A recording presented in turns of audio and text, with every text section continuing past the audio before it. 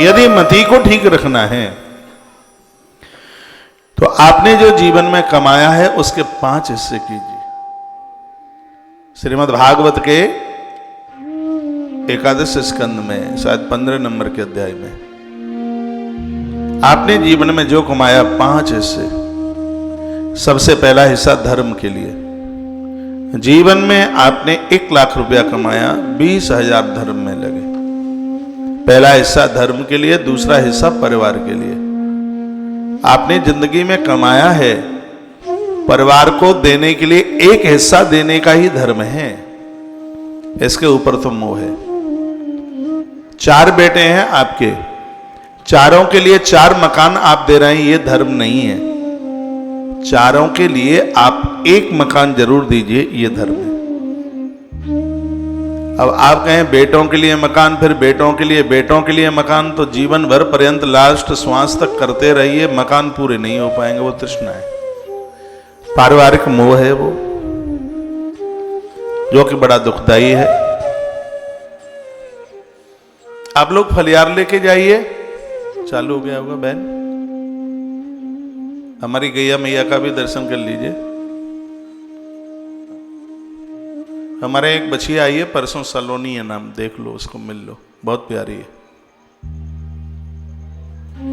बोलिए बांके बिहारी लाल की जय हो, हनुमान जी महाराज की जय हो, जय जय श्री राधे, जय जय श्री राधे, जय जय श्री राधे। तो 1 हिस्सा धर्म के लिए, 1 हिस्सा परिवार के लिए, और 1 हिस्सा उस लिए कि रोज के आपके खर्चे चलते रहे। इंटरेस्ट के द्वारा किसी को दे दिया है, उससे आपके रोज के खर्चे चलते रहे, 1 उसके लिए, और 1 अपने सम्मान आदर के लिए। जैसे कोई आता है, बेटी के बच्चे आए, उनके हाथ पर रख दिया। सौमती अमावस्या के लिए, नहाने के लिए, हरिद्वार के लिए किराया चाहिए, बिहारी जी के दर्शन के लिए भी कुछ चाहिए। और 1 हिस्सा बिल्कुल वृद्धावस्था के लिए, जिस समय आप बिल्कुल कुछ करने के लायक न रहे, तब के लिए। तो सबसे पहले 1 हिस्सा धर्म के लिए बोला है। और बोलने वाले भी कौन है? उद्धव के सामने भगवान कृष्ण बोले, भागवत जी। लेकिन होता ही है, जो मिलता है वो सब बच्चों को दे देते हैं, तो भी उनकी पूर्ति नहीं पड़ती। चेक आते हैं, पेंशन मिलती है, उसके ऊपर भी वो हावी हो जाते हैं, और आपको देने में भी कोई तकलीफ नहीं होती है। थोड़ा अब अपना वृद्धावस्था का भी ख्याल रखिए। आपने दुनिया के लिए बहुत कुछ किया है। यह जीवन 100% पारमार्थिक होना चाहिए। ये महात्मा है, राघवादास जी हैं, तो ये राघवानंद जी, शकल इधर दिखा दो, ये है। ये कलकत्ता में रहते हैं साधु। ये काम रोजाना सुबह जाते हैं 5:12 पर परिक्रमा लगाने को।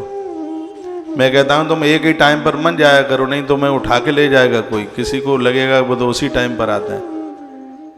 तो ये बांके बिहारी जी का दर्शन करने के लिए एक माला ले जाते हैं, गोस्वामी जी को देने के लिए, पुजारी जी के लिए कुछ पैसा। ये डेली का काम है इनका। मत्था टेकना, जमुना जी को पुष्प चढ़ाना, फिर गोपेश्वर महादेव के मंदिर में उनका अलग से स्पेशल भोग लगाना। उसके तत्पश्चात आकर के गौ माता को गुड़ खिलाना। उसके बाद में हमारे मंदिर में हम उस समय अभिषेक कर रहे होते हैं, जब लौट करके आते हैं तो मैं इन्हें पूछता हूं कि कुछ अपना अनुभव बताइए। कहता मेरा अनुभव यही है कि कमाने में जो आनंद है सो आनंद है, ईश्वर के ऊपर लुटाने में बहुत आनंद है। बोलते हैं मैं 90 रुपया रोज खर्च करता हूं, मुझे बहुत शांति मिलती है, माला में, प्रसाद में। बोले मेरा कोई खर्चा नहीं है, लेकिन मैं एक 90 रुपया इसमें रोजाना खर्च करता हूं और मुझे बहुत आनंद आता है। और ये आनंद सबके ही लिए है, ये सबको ही आएगा, ये मुझे भी आएगा, आपको भी आएगा। भगवान को माला चढ़ाते हैं, ऐसा लगता है कि हमने अपना हृदय चढ़ा दिया है प्रभु को। और ये फूल हृदय का ही, धरती माता का हृदय ही तो है फूल। भगवान को फूल चढ़ा करके हम यही तो कहते हैं, हे परमात्मा